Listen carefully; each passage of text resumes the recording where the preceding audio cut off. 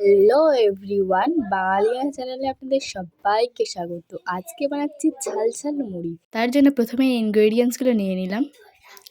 তারপর এই একটা প্লেটের ভিতরে মুড়িগুলো নিয়ে নিলাম। তার ভিতরে দিয়ে দিলাম শসা কুচি, টমেটো কুচি আর পেঁয়াজ কুচি।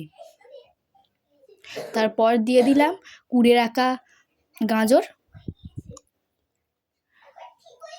তারপর দিয়ে দিলাম কাঁচা লঙ্কা কুচি। তারপর দিলাম লেবুর রস। তারপর দিলাম নিমকি।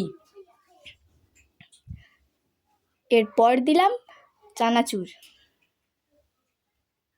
দিলাম ঘুগনি।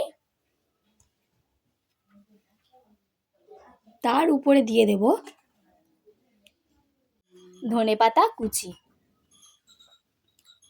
তারপর এটা ভালোভাবে মেখে নেব। এটা খেতে কিন্তু ভালোই হয়েছিল। আপনারাও এটা করে দেখবেন, আপনাদেরও ভালো লাগবে। এখন টাটা।